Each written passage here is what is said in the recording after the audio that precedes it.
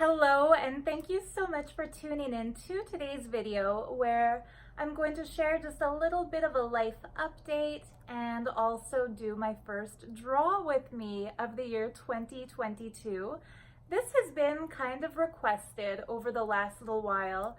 I haven't done any draw with me videos for months and months, and I haven't shown my face on camera or done a life update. And I guess the reason for that is that my life hasn't changed since the last time I did a life update video. And of course, I'm talking in physical reality context, like the earthly human plane view that we all have of ourselves and our lives. I'm still living in the same place. My daily routine hasn't changed all that much. And I guess with the travel restrictions and everything that's going on with the Omicron variant and the pandemic, I'm not really going out much or doing anything, not really traveling. And so it feels a little ridiculous to do a life update video, even if people are asking, when my only real updates are which crafts I'm working on, what funny things my cats have been doing, how many hours I spend drawing, how my yoga practice has been improving. Like, it's these little things that are changing that to me, I guess, feel like boring and not worth sharing to YouTube viewers, because I guess we get so used to our own selves and our own lives that the normalcy feels kind of redundant. But I was having a really good conversation with one of my friends today, and she and I were talking about different little synchronicities that have happened. She made the decision to buy a pair of earrings I had made that were actually they weren't in my Etsy shop yet. She saw them on Instagram and decided they were hers. And so she was sharing with me how synchronously the money came to her to buy those earrings. And as we were talking, we both started sharing more and more stories of synchronicity, where we're in the right place at the right time and the right thing happens. And she mentioned that sharing these kinds of synchronicities can make life feel so much more magical, and that she doesn't usually tell people about these things that she manifests or about the magic she experiences, because not everyone can resonate with that or relate to it. And I know I've censored myself a ton over the last couple of years, ever since I exposed a cult that I had been a part of, because as soon as we start talking about things that are ephemeral, like synchronicities, visions, spiritual experiences, high frequency energy stuff, a lot of the time there's like a fine line between spiritual experience and possibly misleading people or planting a seed for a fantasy or a delusion. And I never want to put myself in a position where by sharing some mystical thing that I've experienced, I set somebody else up for an unrealistic expectation. Like, I don't want to be one of those people on YouTube who talks about manifestation and suddenly a bunch of other people start listening and their lives get messed up because they have a misconception of hard work versus output, or the things that we have to do in order to pull our weight in life. I don't want to be one of those ungrounded spiritual YouTubers who encourages people, I don't know, to do what I do, because what I do works for me, but probably what you do works for you. Anyway, that's like my long, rambly explanation for why I have not been talking about things like my meditations, my spiritual experiences. I've had people request that I remake some of my old guided meditation videos. I've never said a flat out no to that, but I have said let's wait, because I need to feel that the energy is properly aligned before I reopen that Pandora's box, because I don't want a bunch of crazy stuff to come pouring out when that box is opened. I would rather have that be like a treasure trove unboxing rather than a Pandora's box experience. Anyway, the wonderful talk I had with my dear friend today made me think at least I should share a bit of a life update and some of these mystical synchronicities, not for the sake of bragging or telling other people you should be doing this or experiencing that, but just because if you've watched my channel all this time, you kind of deserve a bit of an update, and you probably already resonate with the kind of stuff I talk about, or else why would you still be here? So yeah, here we go. I want to share with you, like I said, I haven't done any traveling, any moving, any going out other than walks to the post office to ship jewelry or journals that I sell. But I have been kind of raising my spiritual practice in a way that I hadn't done for a while. I kind of went from being like full on living the lifestyle of a renunciant, of, you know, a Hindu renunciant. Even though that organization turned out to be a cult, a lot of the vows that we took there and a lot of our daily routine was kind of steeped in a monastic tradition. For all his faults, the cult leader did believe in, or at least put on a pretense of believing in the agamas and the shastras of Sanatana Dharma. And so when I realized it was a cult and got out, I was almost throwing the baby out with the bathwater by doing away with the fraud guru and reclaiming my self-sovereignty. I felt sort of rebellious towards the concept of following a spiritual routine or being obedient or what felt like subservient to any cultural or religious dictates. And so for a couple of years, I didn't follow any sort of routine. I walked when I felt like walking, stretched when I felt like stretching, ate when I felt like eating, drank coffee all day long if the mood struck me, and went along my merry way. It was hella enjoyable.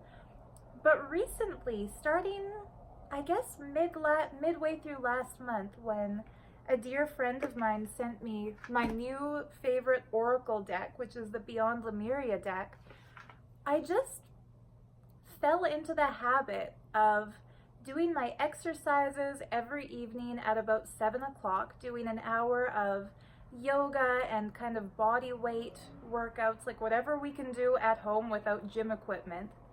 And then after that, I would light some incense, take a nice shower, make myself some herbal tea, and pull one card each day for myself and read the meaning behind that card, and then do a little meditation on that message. And what was incredible, guys, is that the very first time I did this, like my initiation into this new nighttime ritual or routine, the card that I drew, and damn it, I wish that I had just trusted existence and shuffled and pulled the card on camera, because I shuffled the cards and said, okay, give me the card I'm looking for. And the card I pulled out right away was the Ancient Future. But what I was planning on doing was just going through the cards one by one and preparing so that I would have this card while doing the video. But yeah, it came up first. You'll have to take my word for it because I'm not doing it live. But anyway, this was the very first card I ever drew from this oracle deck. And even before reading the message in the guidebook that accompanies it, I just teared up and knew this is the confirmation that I'm doing the right thing for my life, that I'm on the right path creatively. And the reason is, around November or December of last year, I started working on a new line of jewelry that I decided to call the Ancient Future, or more specifically, talismans from the Ancient Future. And what I've been doing is sculpting these little faces out of polymer clay. When I do the draw with me part of this video, I'll show these more close up so you can see them, but this one is with some really cool amethyst. It's got amethyst on one side and the sculpted face on the other. And for me, kind of the narrative I was building up in my mind as the backstory behind these talismans from the ancient future is that in humanity's distant past, like Lemurian times, Atlantean times, what channelers and mystics have revealed is that the technology advancements were beyond our current capabilities.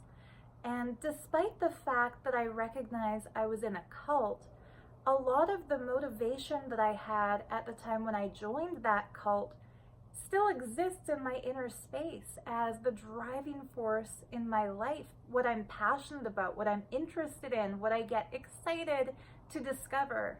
And that includes the architecture of ancient temples and the contemplation of the ancient Vedic civilization. And when my mind goes to the temples of India and the beauty of India, part of me feels a little bit nostalgic for what may be a past life or may just be a collective consciousness connection to that ancient culture. But the beauty and the power of those temples and the deities and the architecture is just so inspirational. And I ascribe to the mystical belief that as humanity progresses, when we move back into the next Sat Yuga, when we advance as spiritual beings and reconnect with nature and with our celestial roots, a lot of that ancient wisdom will reawaken. The past will become the future. And as we move beyond that, from a far distant future perspective, what we see as the future will be the past. And so these concepts were motivating me to make pieces of jewelry based on antique designs, but using modern materials and modern techniques. So things like polymer clay that didn't exist in the past, but that have a life cycle of a long time, so they're going to exist well into the future. Using things like crystal and stone that don't decompose, that last for eons, and making these little pieces of jewelry, imagining one day archaeologists in the future might find them and read into them something about our life experience now. And so by basing them on imagery and archaeological finds and techniques from the ancient past, it's my way of trying to contribute to that artistic creative continuum of humanity. I'm sorry guys, I am nerding out on craft inspiration and art right now, but it's my channel and I can do what I want here, right? So like I said, no life updates, so I'll tell you about my cats, my crafts, and my coffee, the 3 C's. But yeah, I've been working on this series, Talismans from the Ancient Future, doing earrings like these ones with some tektite, doing necklaces like the amethyst one, necklaces like this one here that has a really cool black face on one side, white face on the other, representing kind of like the yin, the yang, the light self, the shadow self, maybe past self, future self. Each one has a little piece of opal embedded in the place of the third eye. But anyway, yeah, I've been working on these designs and calling the series Talismans from the Ancient Future. So when this card was the first card I drew and it's called Our Ancient Future, it's like that immediately struck a chord in my heart that none of us are the inventors of anything that comes to us through inspiration. I feel like when we get inspired to do something or an idea seems to come out of nowhere, the nowhereness is everywhereness, or the nothing is everything. It's like whatever I tapped into for this jewelry series, this artist, Izzy Ivy, who made this Lemurian oracle deck, she tapped into that same thought current or that same frequency of idea. So I just wanted to share that with you as a little synchronicity that I've experienced at this point in my life. I wanted to share some of my new jewelry designs. I wanted to show you a sketchbook that I covered in fabric because I like to be a little extra with my books, with my journals, with my sketchbooks, with my everything. So yeah, I'll share more of my talismans from the ancient future in just a moment. But yeah, I felt like it was about time I show my face on YouTube again, and of course dressed up in some of my favorite embroidered fabrics from India and some of my other jewelry designs, because in a lockdown like this, where are we gonna wear our fancy stuff if not just on camera? So yeah, we'll get into it. I'm going to read you from the guidebook the message behind this oracle card. And yeah, if you are an artist, pull out your sketchbook, draw with me, maybe pull out a coloring book and color. Let's do a little something creative. Listen to my video in the background while you do your thing, and let's get into it. So yeah, on that note, thank you so much for watching my videos, for remaining a subscriber through all my different life's ups and downs, if you've been here for a while. Or if you're new, welcome to my channel. I hope you enjoy the content and have fun with me with the jewelry. All right, enough babble. See you in the video. All right, here we are, ready to start the draw with me part of this video. I will admit it's a couple of days later because I was losing the sunlight after filming the intro to this video, and I didn't want to show you crystals like this one here and describe the creative process and my spiritual passion behind these pieces if they couldn't shine in the daylight. So yeah, I remember saying that I was going to read the description for this powerful card called Our Ancient Future. So I'm going to start with that before getting into our drawing and our talking. So in the guidebook that accompanies this oracle deck, Our Ancient Future says, right now, the legends of the Lemurian civilization feel important, as the wisdom from this ancient time is relevant. The fall of Lemuria alerts us to the possibility that humanity may face if we live without respect for the earth. An ancient remembering is emerging. Many of the seed crystals and the knowledge that are imbued with are becoming unearthed. All those who can see a better future are not just dreaming.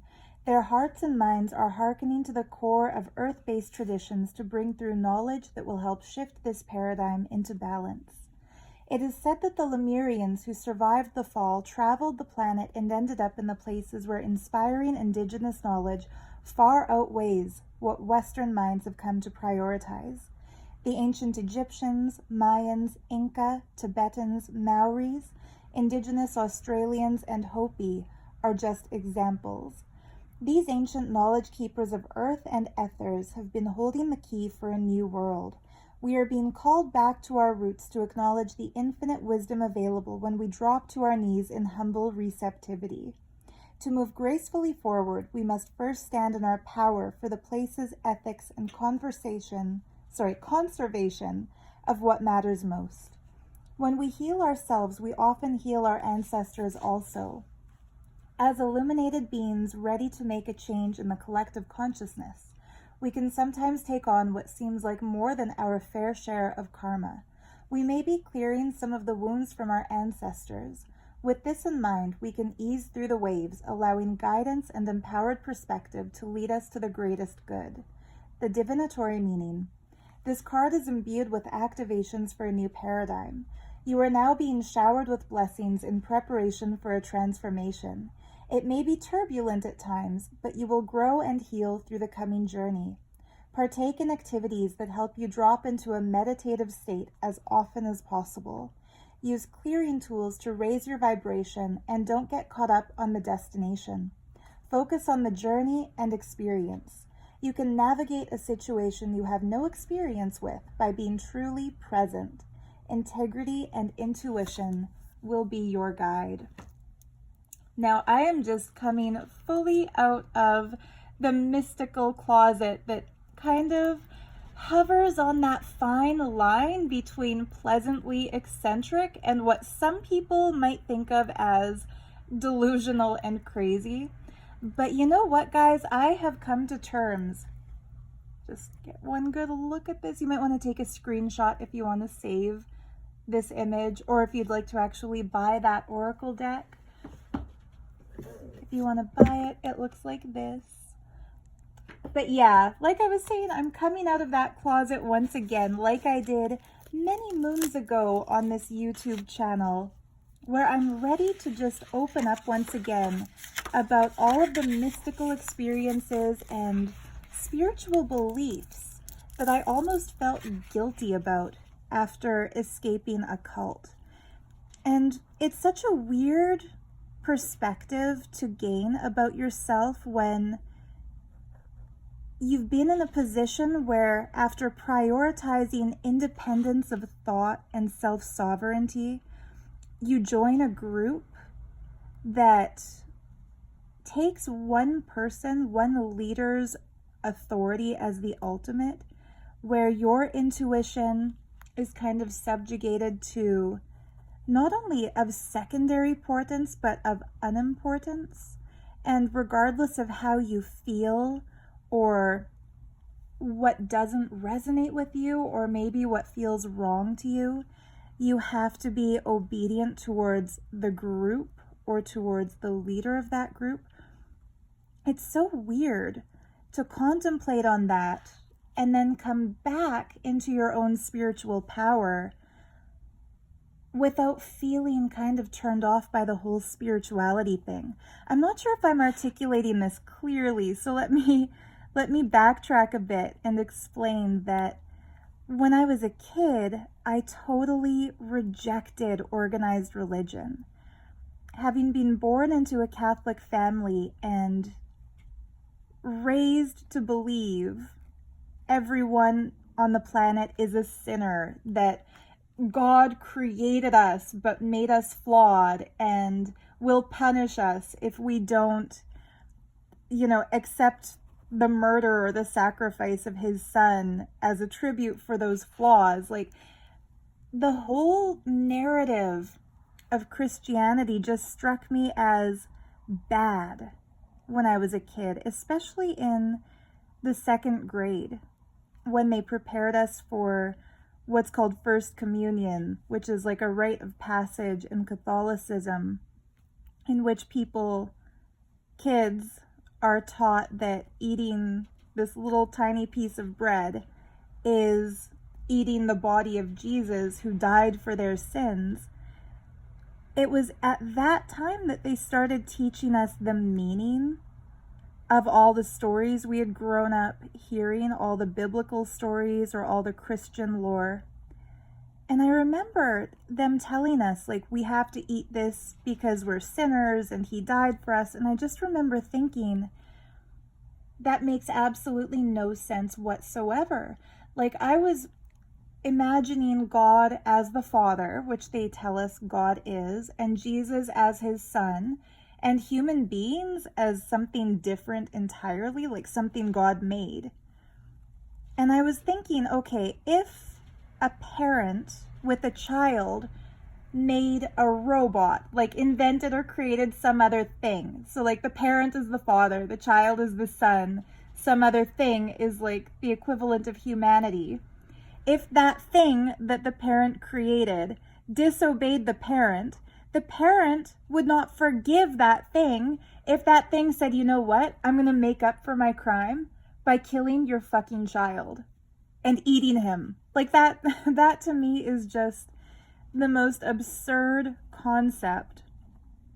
And yet everyone blindly believed what they were told. All the other kids in the class, they just believed it because the grown-ups are saying that this is true. So it's weird coming from a place where, as a kid, I rejected that notion of hierarchical or authoritarian religion. I did not believe that the priests had exclusive access to divinity and that I did not. I did not believe that God is a jealous God, a vengeful God, an angry God. It's not that I didn't believe in a higher spiritual power. It's more that I didn't believe what they thought that higher spiritual power was. I believed, you can call it agnostic as opposed to atheist.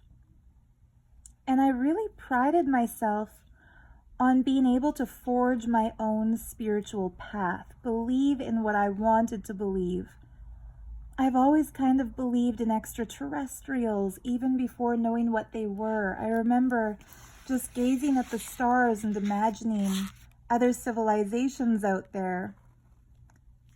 And I've believed in things like angels, but not necessarily calling them angels, but more like higher spiritual beings who are loving and guiding and wise and helpful and benevolent. So anyhow, it's weird having come from a place where I was drawn to learn tarot and work with crystals and really feel innately connected to my own divine consciousness. It's weird that having rejected the authority of Western religion, I got sucked into a cult that was even more authority driven than a church had been. It's weird that those of you who are familiar with my videos, who have seen a lot of my content, you know that I was in a cult led by a fraud who calls himself Nityananda.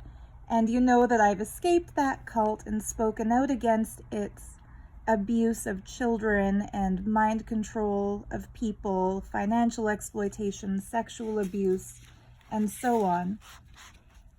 But when I left that cult, I started to reject a lot of the spiritual experiences and spiritual connections I had had prior to being recruited into that cult, really throwing the baby out with the bathwater. Let's use that expression. It's like, because spirituality had been dangled as a carrot, keeping people compliant with something that went against our better judgment, instead of just rejecting the false promises of that cultic group or that cult leader, it's like I started saying, okay, you know what? Carrots don't exist. I don't even want a carrot. Forget carrots. I'm just going to go my separate way. And instead of honoring the spirituality I had cultivated prior to cult indoctrination, or trying to kind of sieve through and separate the lies from the truth, or the fake from the real, I kind of rejected all of it. And as you've probably seen in my videos, if you've been watching a lot of my monthly pick-a-card tarot readings, or if you've seen some of my recent draw with me's, and by recent, I mean like last year, made in 2021, you know I have come back around to embracing my spirituality again, but not to the point where I've remade guided meditation videos that I used to have up on my channel and then deleted after leaving the cult. Like, I haven't gone that far yet.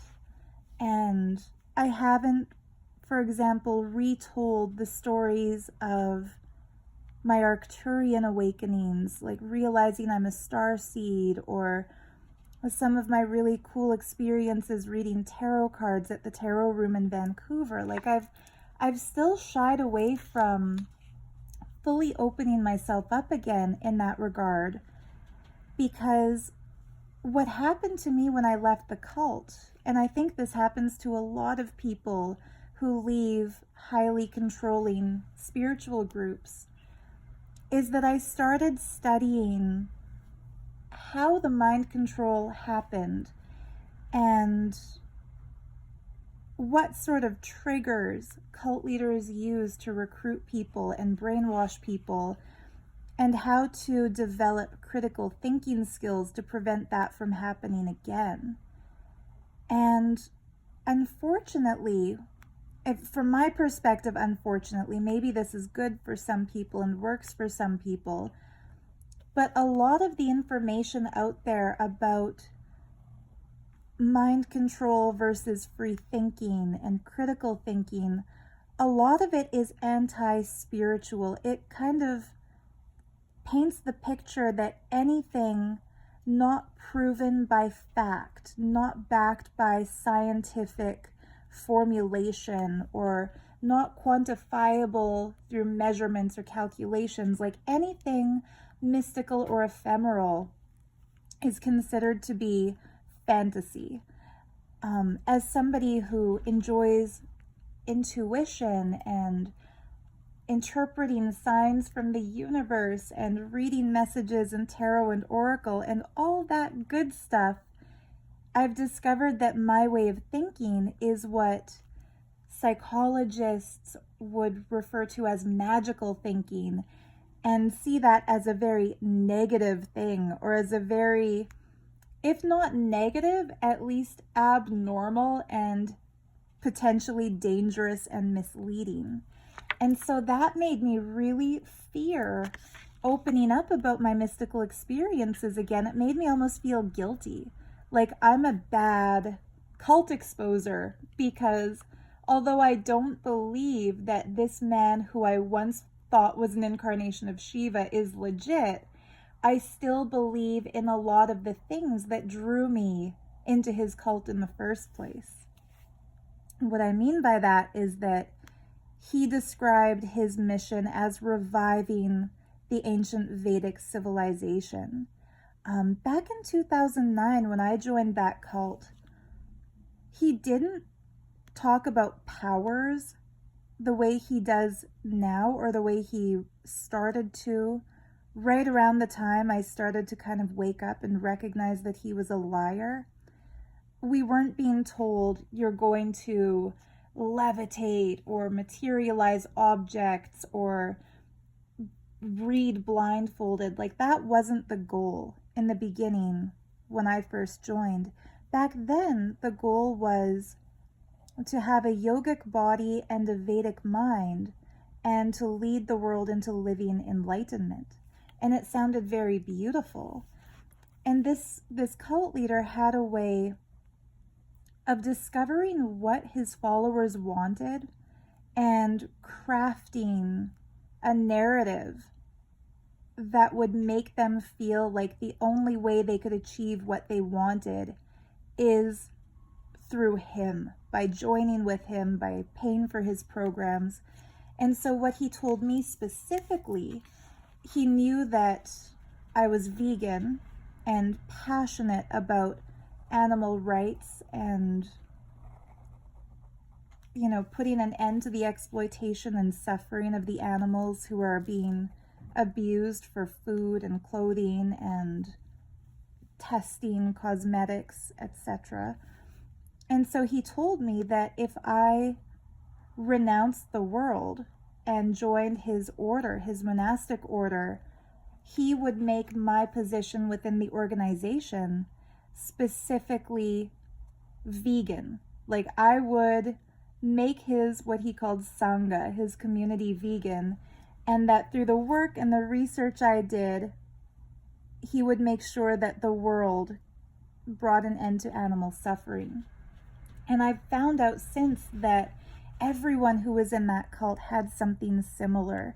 People who were passionate about fitness, he would tell them he's reviving the ancient yoga and that they will be the forerunners, bringing the world's only exclusive, authentic yoga from the source.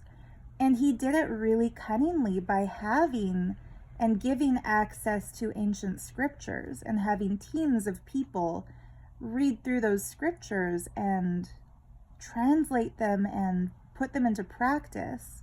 And so technically what he was doing yoga-wise was authentic, but he wasn't doing the work himself. He was getting teams of Sanskrit scholars and translators to do that work, and then he was claiming ownership of their research and kind of boasting himself as the only one doing it, the only source of that wisdom, literally claiming to be the highest embodiment of super consciousness on the planet right now.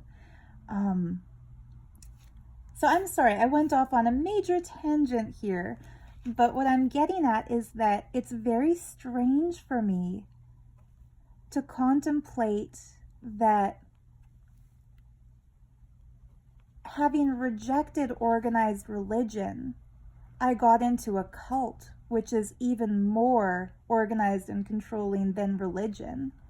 and that negative experience pushed me away from all kinds of spirituality temporarily, but that in the privacy of my own introspection and through discussions with friends of mine who were also in that cult, and through, journaling and thinking about what is it that I want in life, what do I want to do, what drives me, what motivates me, what excites me, I've finally come to a place where I no longer think of spirituality as part and parcel with cultic abuse or as dangerous magical thinking. It's kind of like the same way if you choose to be a part of a religious group, it's important to keep your discernment to decide what you're going to ascribe to and what you're going to reject, kind of like take what resonates and leave the rest. It's important to keep that personal choice open within you. I just had like this aha moment the other day that the same way it's important to decide for ourselves what to take and what to reject from spiritual guides, from religious sources, from channeled beings, from whatever it might be. It's also important to choose what we're going to take and what we're going to reject from every community that we join, including whether it be critical thinking or the push towards atheism as the opposite of cult indoctrination. And it was just so laughable in its simplicity when I finally had this realization that, wait a minute, I didn't leave a cult just to censor myself and put myself in a whole other box that is created for cult exposure. I didn't leave one form of spiritual mind control just to censor my spiritual self and avoid all the things that make me truly feel excited and happy and passionate. And so the first step towards kind of reclaiming my spiritual autonomy was starting to do my tarot readings on YouTube. And I forget who suggested this, but I had mentioned that I kind of struggled to maintain a regularity with my uploading. And one lovely viewer, commented saying that I should start doing a monthly reading video. And I freaking love that idea, as you probably know, because I've been doing these monthly videos, because just knowing that on the first of every month I've got to film a tarot reading, that ensures that I will upload at least one video every month. And I really like that. I like having that kind of schedule or that kind of routine. But I think the next step in reclaiming the spiritual self-sovereignty will be to start opening up to you here on YouTube about things like these synchronicities, like coming up with a new collection of talismans that I call Talismans from the Ancient Future, and coincidentally being gifted just the most beautiful oracle deck in the world. And the first card I pull is called Ancient Future and describes just that, the awakening wisdom from the ancient past in order to recreate the world and raise the vibration into what we want it to be. And, part of me has the cringe reflex where it's like, well, geez, that sounds similar to what a fraud once said to make me join a cult. But then another part of me remembers, wait a minute, he didn't invent that concept. Cult leaders are masters of plagiarism. He was copying things that were revealed by Sri Aurobindo, who I believe was a genuine mystic, the founder of Auroville in Pondicherry, India. He copied a lot of the meditations of Osho, and, love him or hate him, Osho did have some dynamic or enjoyable meditations. And so it's like, what this fraud did, and that I think a lot of people who leave cults, not only his, but any cult, what a lot of people who leave these kinds of controlling groups suffer with is that they start to associate their own likes and dislikes, their own passions, with the false things said to them by these false light leaders who use their passions against them. I remember in one of the documentaries about NXIVM, I think it was Sarah Edmondson was describing how the DOS program within NXIVM had the front of being a women's empowerment group. Like, it claimed to be all about feminine awakening, and I don't know if they used the words divine feminine the way the fraud I followed would use it, but for sure about gender roles and feminism, trying to use feminism, or the notion of feminism, to trap women into misogynistic frameworks of what men think women should be. And anyhow, it makes me think, like, if somebody had been a part of NXIVM and joined DOS for the false belief that it would make her a feminist and empower her in her femininity, I could see her later escaping NXIVM and having a major guard up against feminism, because what she thinks of as feminism is something opposite of what true empowerment actually is, of true divine femininity.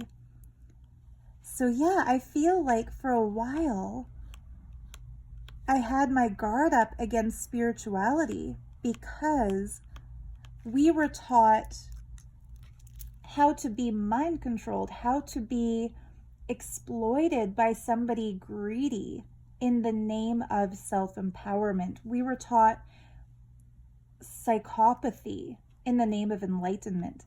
You know, he told us, if you have empathy or sympathy for the suffering of other people, you are just making yourself into a weak, I think he'd even say stupid, like that it's stupid to sympathize for the suffering of others. He made us feel like if we comfort somebody who's crying, we are hurting them. And that the best thing to do if somebody is suffering is to be, the word he used for it was, not savage, fierce, be ferocious. Be ferocious with someone who is suffering, because they need the tough love to snap out of it. And the exact opposite is true. If somebody is suffering, you don't want to hit them when they're down. You want to help them raise up, show them some compassion, show them the love that they're craving. But anyway, yeah, he was telling us that enlightened beings lack sympathy, lack empathy, lack feeling for others. They're only focused on their individual mission, which basically means they're arrogant, they're self-centered, they're narcissistic.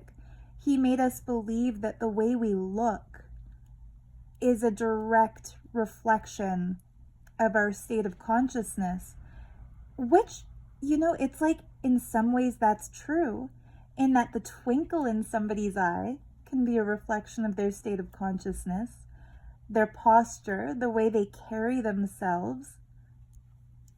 But he was telling us, don't leave your room without a full face of makeup, because people should see you and want to be you.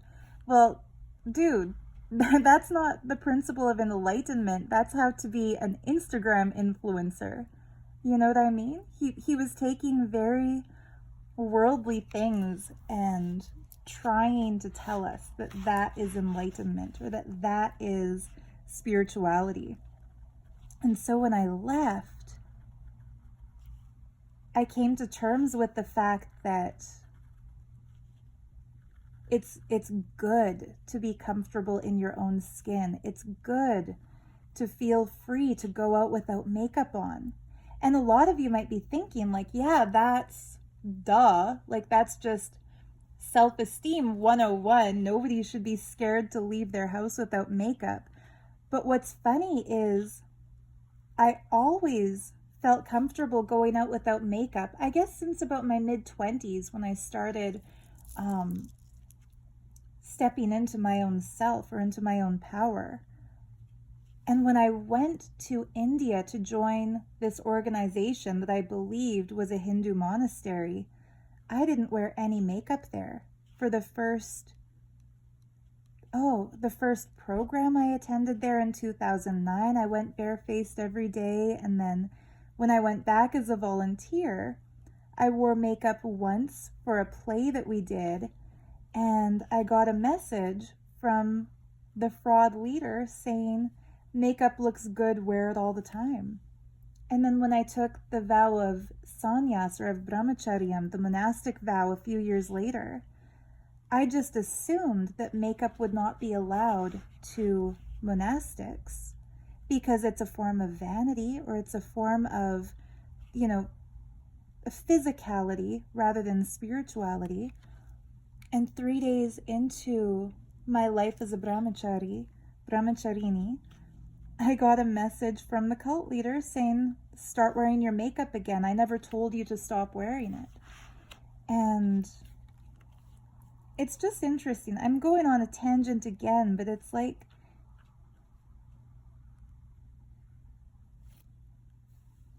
rediscovering myself again means deciding how do I want to create my look in a way that makes me happy, not in a way that would please a leader, and also not in a way that I'm just bowing to the pressure of atheism, of the rejection of all forms of spirituality. And I think the reason I'm sharing this with you right now here in this YouTube video is that you may also have had some spiritual experiences that you find difficult to put into context in a world that often rejects things that we can't prove. There's that saying, who was it?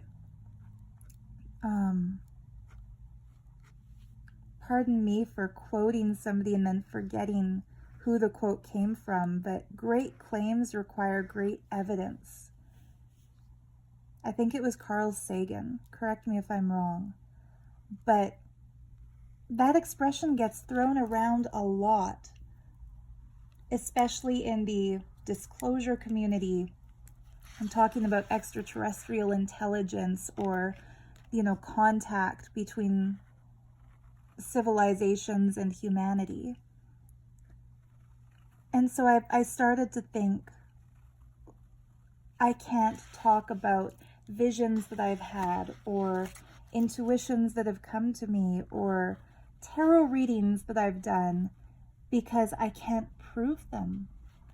One thing that I kind of wish I had done when I started reading tarot professionally, I wish I had filmed the readings that I gave at the tarot room, with clients' permission, of course, just so that if I want to tell stories about these incredible experiences, I could have it on tape. But then I started to think again, it's not really making a great claim if we're just talking about what we've done, what we've experienced, what's touched us. It's only a great claim, I feel, if we're saying it with the goal of convincing or proving something to somebody else. But if we're just sharing our truth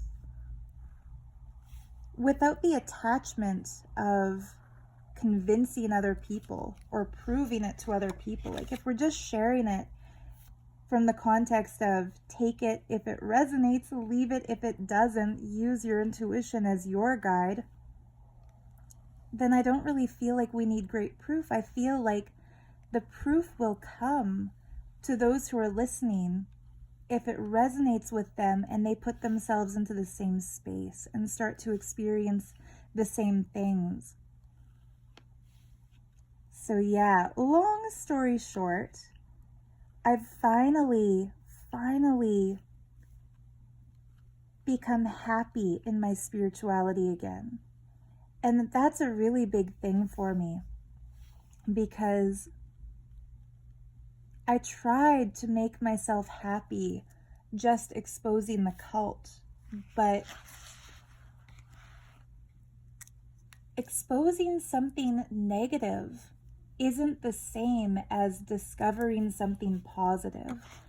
You know, it's essential to clean. It's essential to rid our place of clutter and trash and dirt. We have to clean out the debris that doesn't serve us in order to have a clean slate on which to build our lives.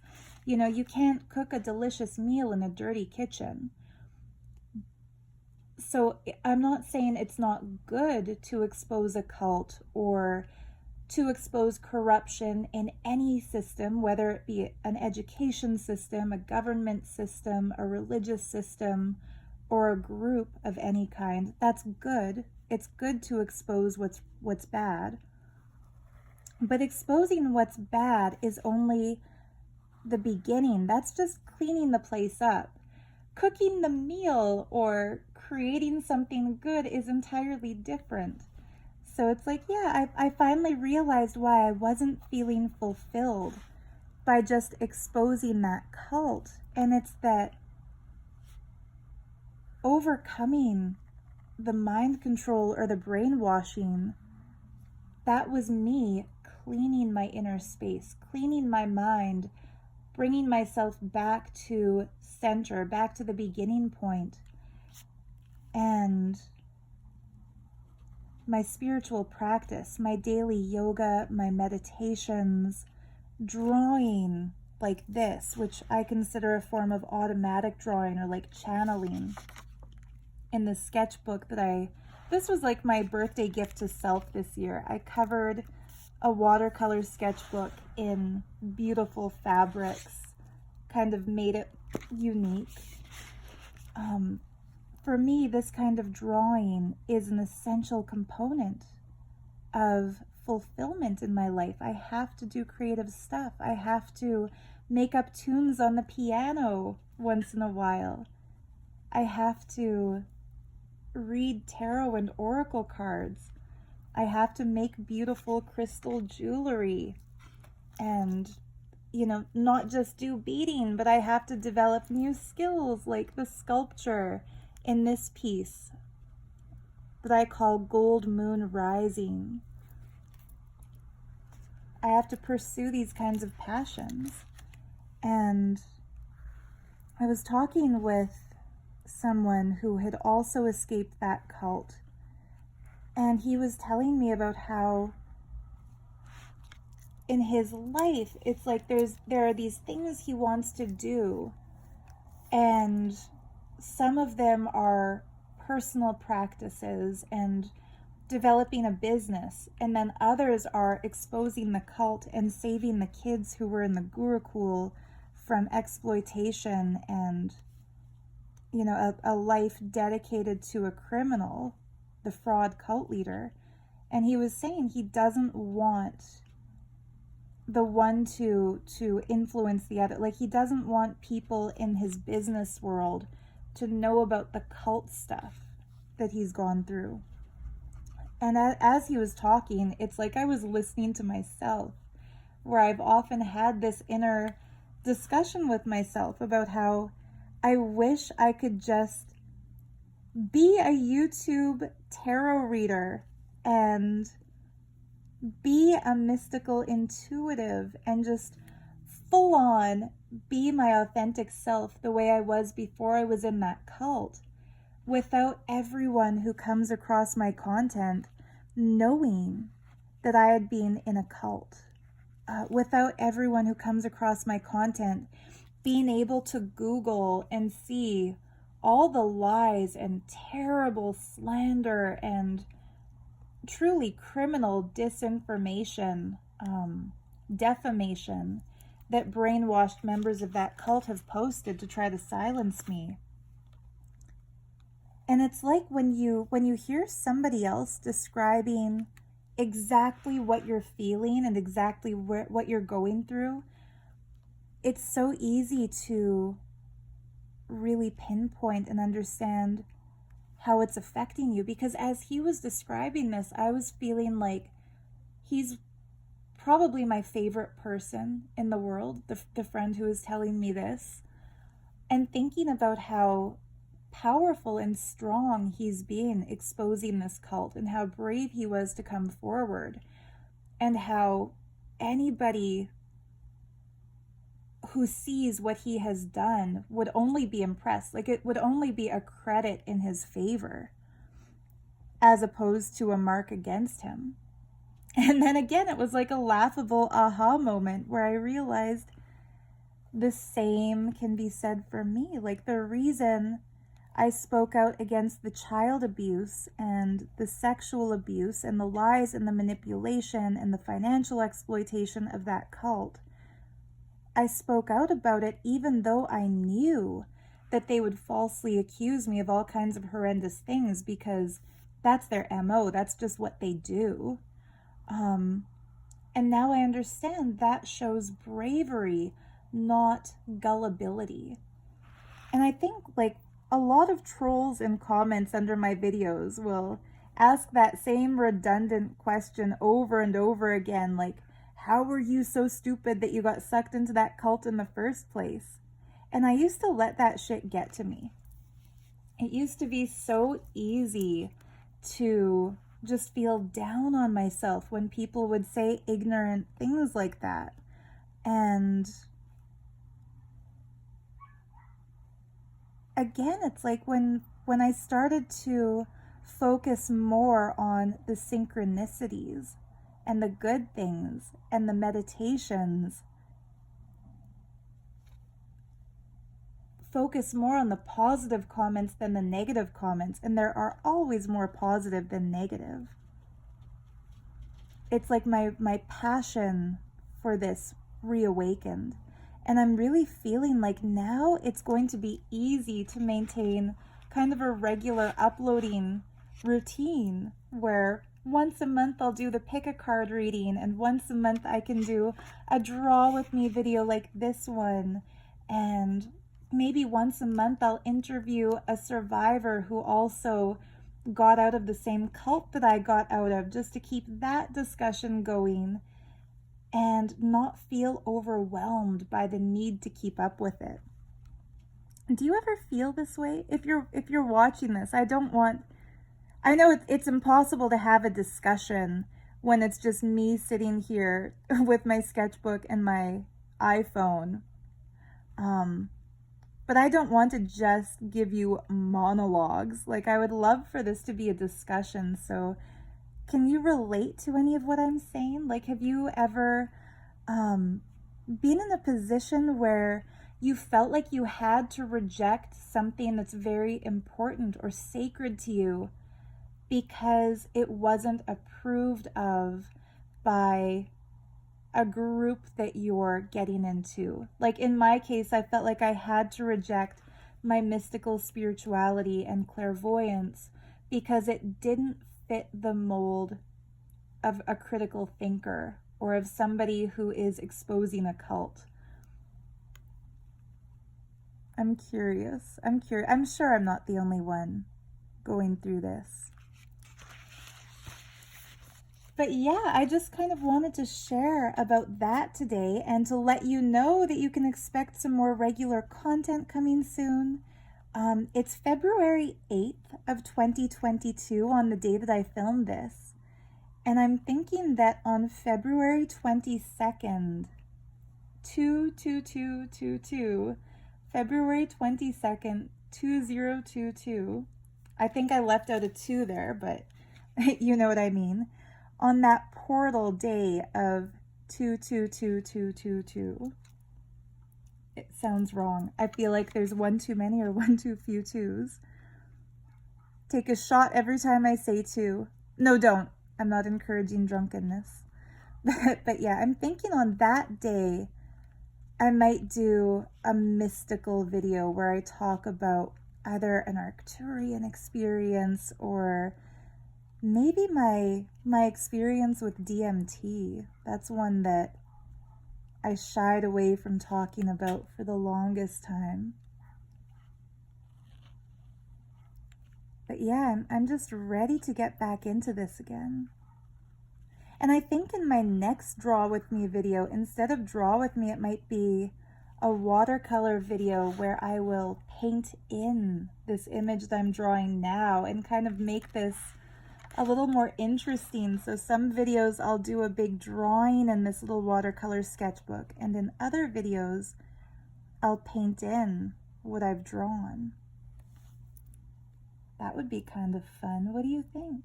Oh yeah, and I've also, so this amazing person in my life has given me, I'll see if I can do a video with him where he can kind of share more about the coaching that he does, but he has started coaching me about my business and kind of developing my social media presence and finding a way to make a living, a decent living, not just a month-to-month pay my rent through Etsy sales kind of a living, through this kind of stuff. So part of that was for me to regain the confidence to open up about spirituality like this on YouTube.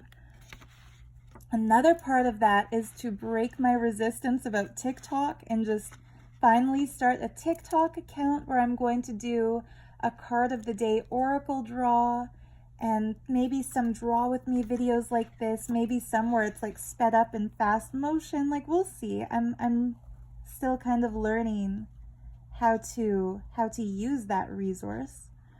But also part of it was getting back into Patreon.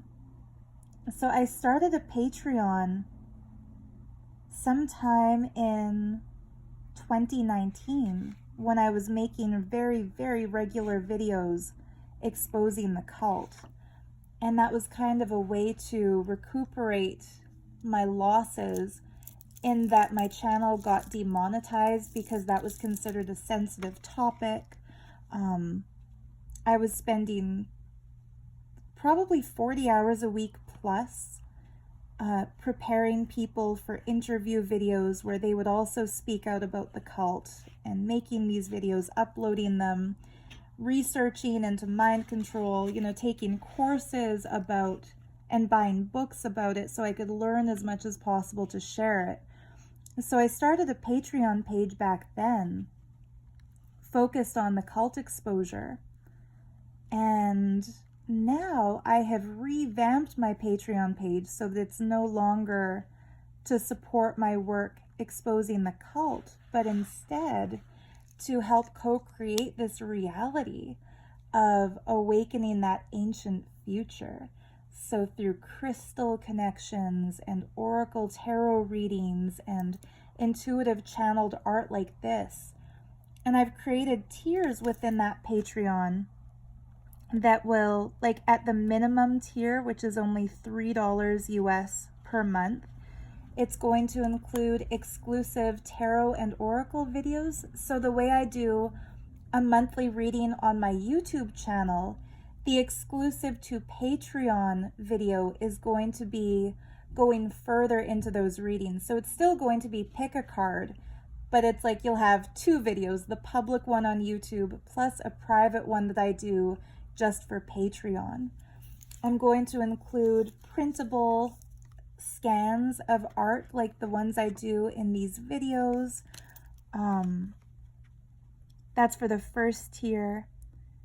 And for the second tier, it'll be all of that plus also a 15-minute monthly reading just for you, where I do a video pulling cards not as a group reading, but as an exclusive reading, either based on a question that you ask, or I can just ask existence, ask the universe, ask your guides for a message for you.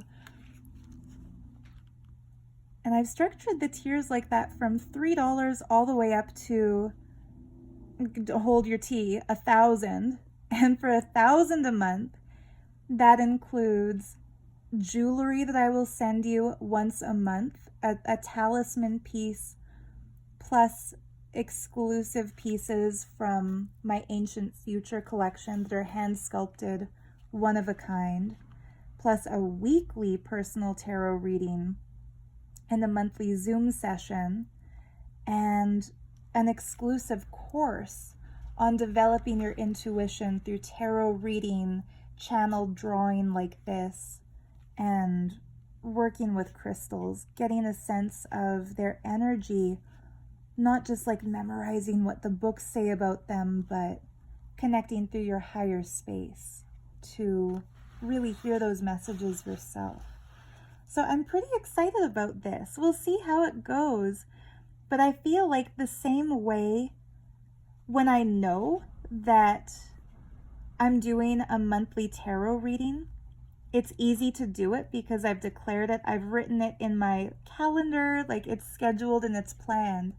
I feel like the reason Patreon has always been a little difficult for me was that I didn't have a set structure of tiers to adhere to. So it was always kind of impulsive. Like some months I might publish exclusive coloring pages, and other months I might make a video, and then other months I might not do frickin' anything, which is a ripoff, and I'm sorry to anyone who had previously joined my Patreon before I had a plan for what to give you.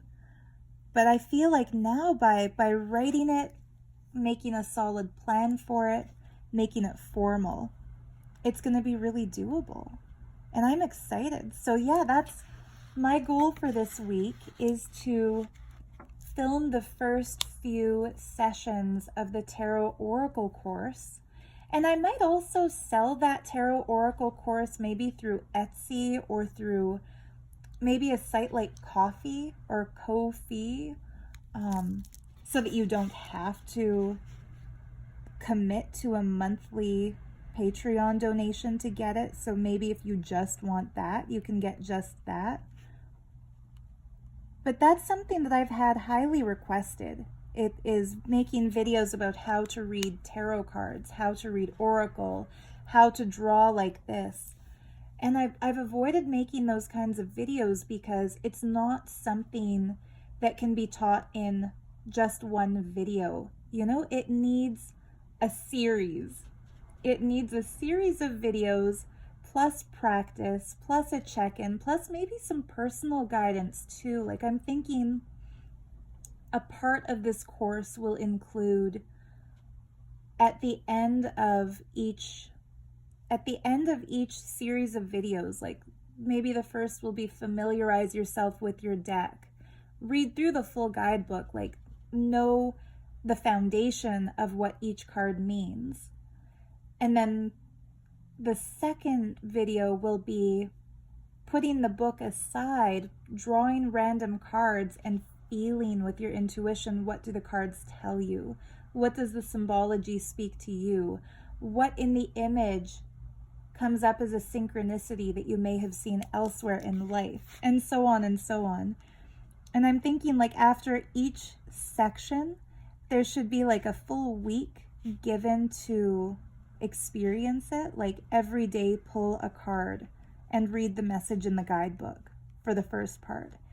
And then in the second part, every day pull a card and just meditate on the symbology and see how it makes you feel, and journal the thoughts that come to your head, and so on and so on. And I'm thinking, yeah, after every part, having a Zoom call, having like a Zoom session to check in and make it like a Q&A and do like a little demo reading. When I was in Vancouver reading professionally at the Tarot Room, I actually did this. I taught a class to 7 lovely ladies who started out as clients of mine, and one of them has actually gone on to read cards professionally herself, quite successfully. So it's like I've done it in person, I just haven't ever done this online before. Anyway, yeah, that's my big news. That's like my big life update, is that I'm going to work more exclusively on Patreon. I'm thinking of kind of shifting from just Etsy as my primary focus to Etsy and Patreon. as my two primary focuses. Is that the word for it? That sounds wrong. Focusi? What's the plural of focus? But yeah, and also I'm excited to finally feel empowered again. And it's like I didn't ever lose my excitement about spirituality. It's more like I repressed my excitement about spirituality. And when we have these kinds of breakthroughs, these aha moments, it's never about being told or learning something that allows us to be ourselves. It's more about identifying why we stopped, remembering our truth as opposed to learning our truth. So I'm hoping I can share a little bit of that with you. And if you have had a similar experience where you've been pushing a part of yourself aside, maybe this is like the little permission slip you needed to hear to get back into your own enthusiastic spiritual space as well. Like, that's what we're here for. Life isn't meant to be a paint by numbers, conformistic adaptation to a reality preset by other programmers. Like, we are not cogs in a machine. We are individuals creating our own realities, and what works for one person won't necessarily work for you. I also want to clarify, I remember when I first made the announcement that I was starting to read tarot cards again, one of the people who was a friend I made in the critical thinking community, like in the online cult exposure community, he commented and said, well, if by reading tarot cards again, you're offering a service, but it doesn't turn culty, then I support this. And I was thinking about what would make it be culty. What's the difference between offering a service and being culty? And I think being culty is when you try to impose your belief or superimpose your belief over somebody else's free will belief system, where you try to make your needs come first before somebody else's.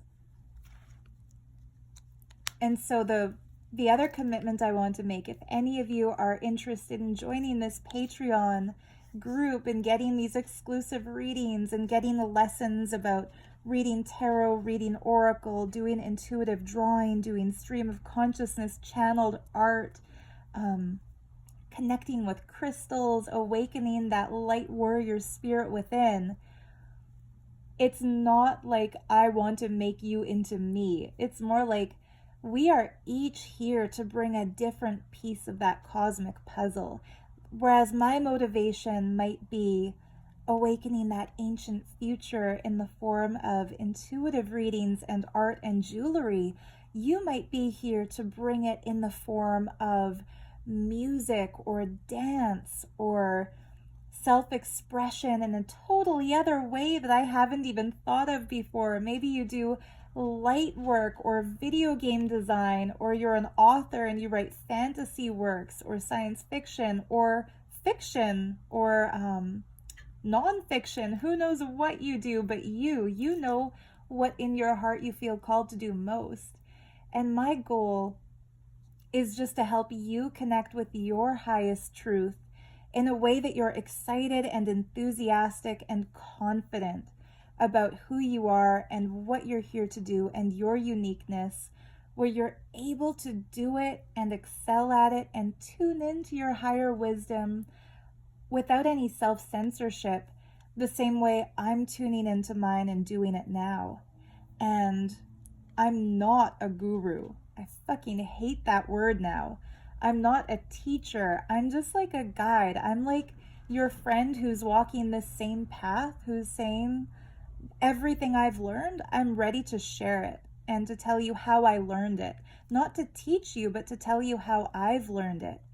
You know, like if you want to work with different decks than the ones I work with, I cannot teach you those decks because I've never worked with them. But I can tell you how I learned to work with the decks I work with so that you can master yours. You know what I mean? I can't teach you to draw exactly like the drawings that I make, like this little one or like this one I've done today, but I can help you tune into a stream of consciousness through which your creative self will express. Yeah, I hope that's all making sense. This has been one of my stranger Draw With Me videos in that I meant to just tell you all about my jewelry series, Talismans from the Ancient Future, and the synchronicity of how it resonates with that oracle card. But I wound up getting into the whole backstory of why I had fallen into a self-doubt or a denial of my spirituality due to the cult crap.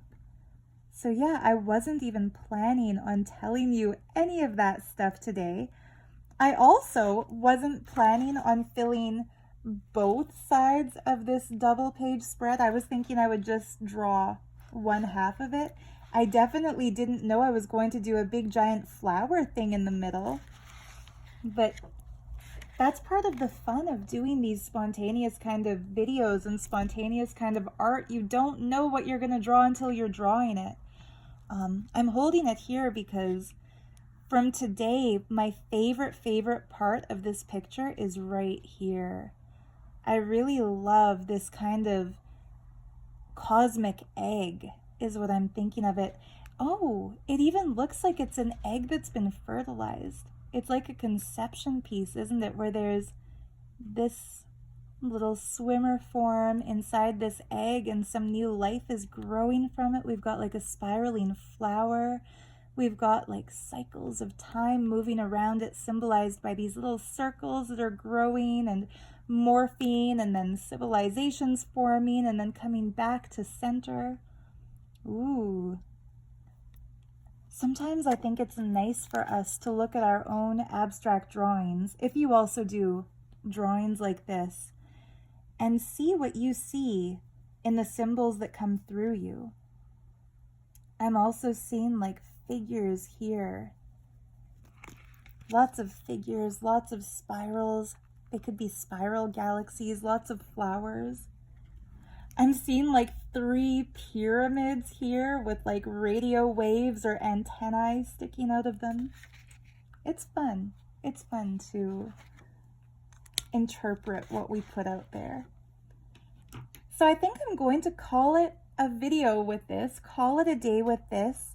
I would be more than happy to receive your feedback, and I would love for you to join my Patreon community where we can kind of get more deeply into this kind of mystical stuff. And I've also written in one of the descriptions, I think for tier 1, because this carries forward to all of the tiers, all the payment tiers in Patreon.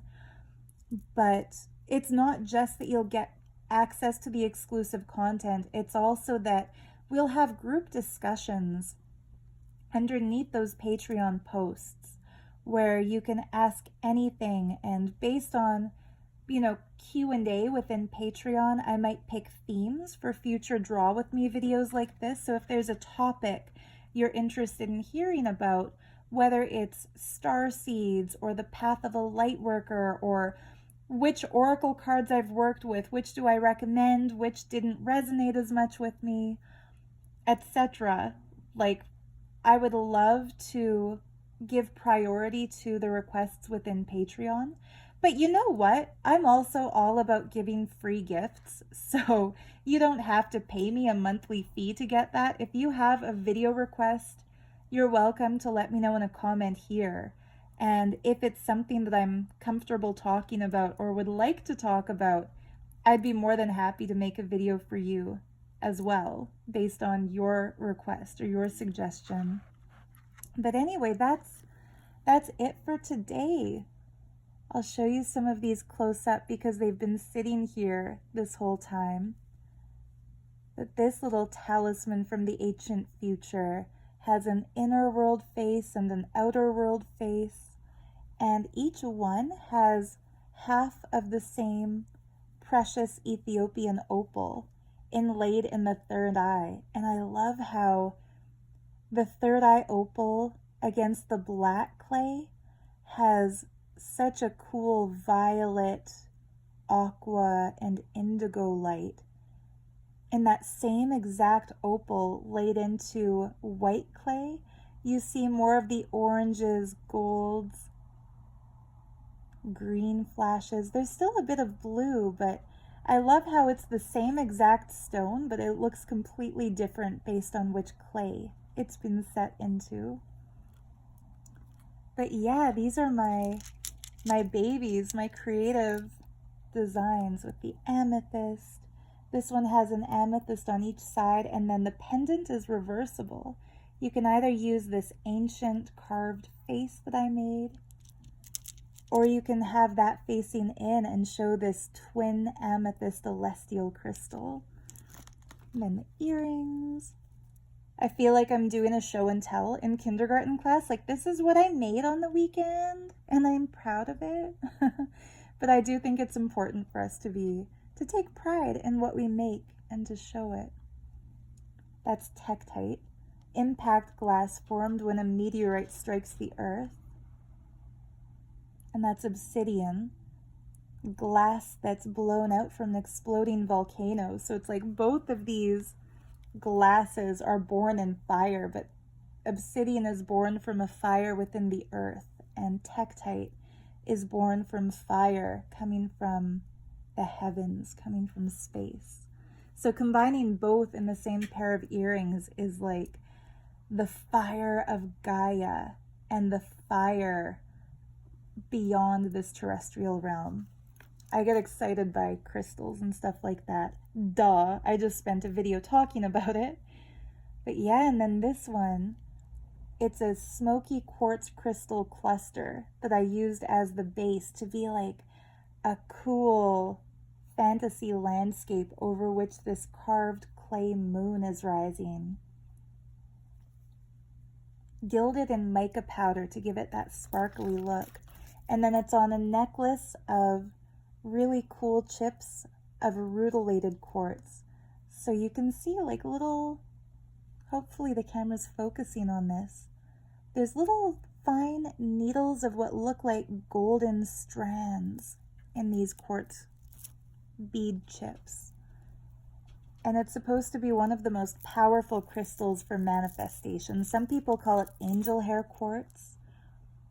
But yeah, it's rutile within quartz, and it is said to send energy in a multi-directional way. So when you wear rutilated quartz in a talisman, it sends your energy all around you. So it amplifies your intentions and your manifestations.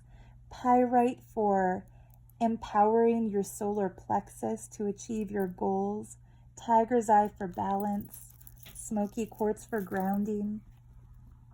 I find sometimes I avoid earth energy stones, and you know, my comfort zone crystal wise is always the purples, the greens, and the blues, like lapis lazuli, turquoise, iolite, my two regular rings, blue topaz and iolite.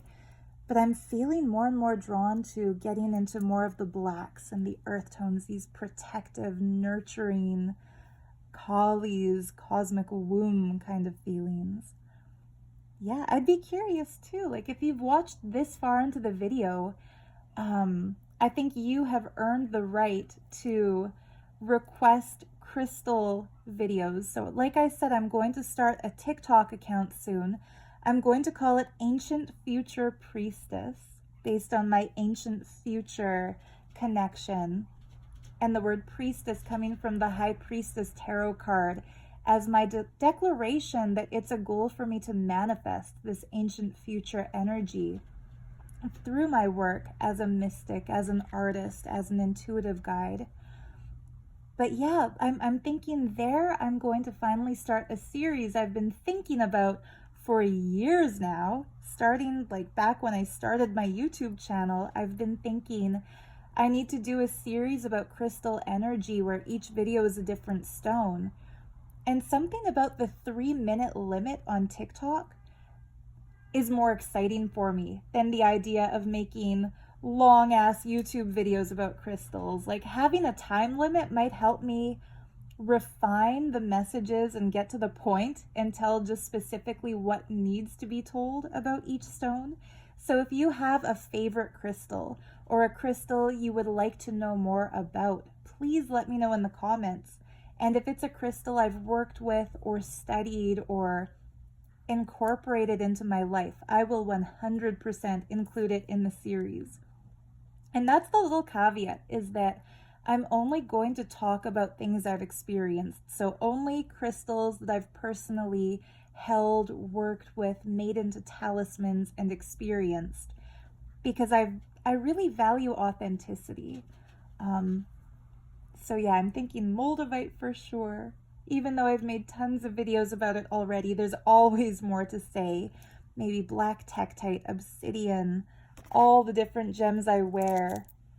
I've made YouTube videos about some of them before, but I feel like this series is going to be different because it's going to be short, sweet, to the point. And maybe I'll also upload those same videos to a YouTube playlist. We'll see. It's exciting, guys. It's exciting when you finally give yourself permission to do all the things you've always wanted to do. And I hope you're also kind of picking up on those vibes and getting enthusiastic to start doing all the things you've always wanted to do, because it's important. Okay, the last little thing I want to share. I bought this artifact, which is actually from the ancient civilization from ancient India. They call it the Indus Valley Civilization, and it's the precursor to Hinduism. I think of the Indus Valley Civilization as being like the inheritors of the Lemurian civilization, like the first archaeologically discovered group that came next. And this was a stamp seal used by that civilization. And so one of the new jewelry lines I'm going to include within my Ancient Future collection will be where I've actually pressed the stamp into clay and then gilded it. Ooh, sorry, I looked at the timestamp on the recording and it was 11111 as I said that and demonstrated this. So I think that's a good sign that these are worth making. Like I said, us magical thinking mystic types, we have to enjoy our magical thinking instead of beat ourselves up about it, because signs from the universe are empowering if we choose for them to be.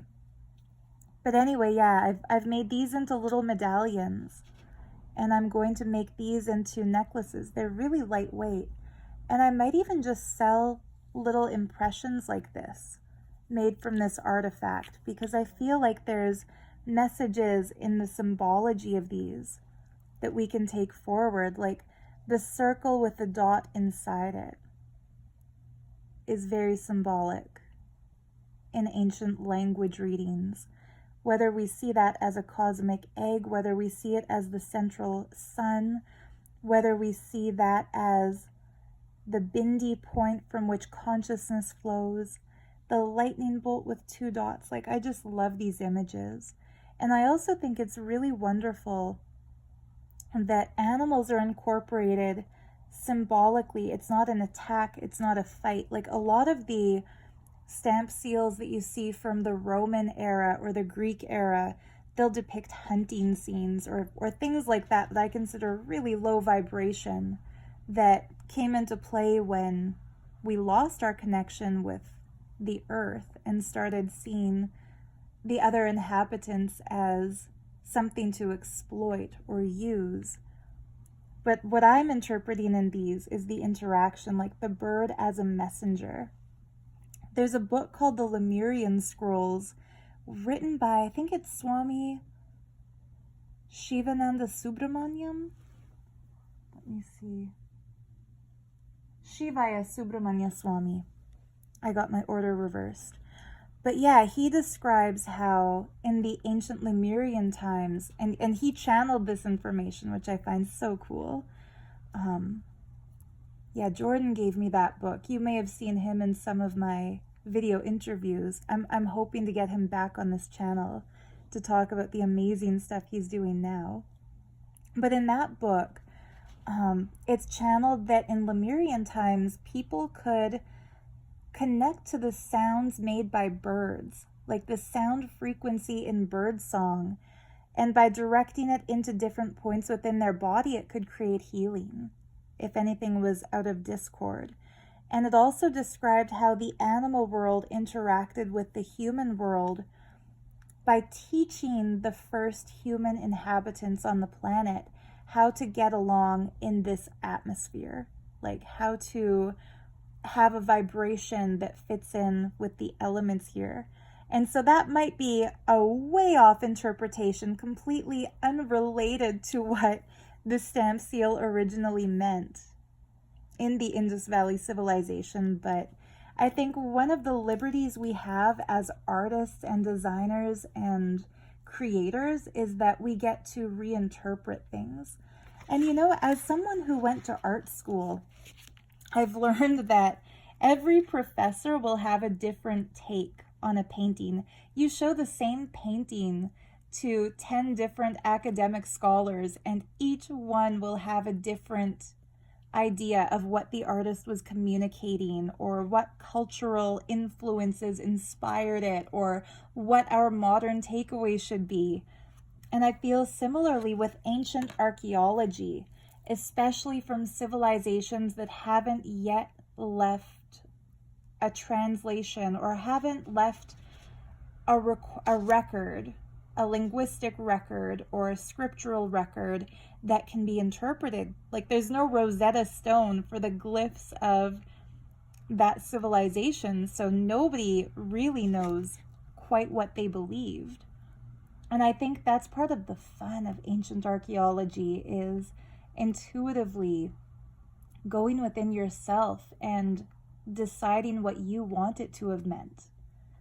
I could never claim that that's the ultimate reality of what it was or the scientific truth of what it was, but that's what it represents for me. You know what I mean? So yeah, okay, I know I already said that's the end of the video, but this really is the end of the video.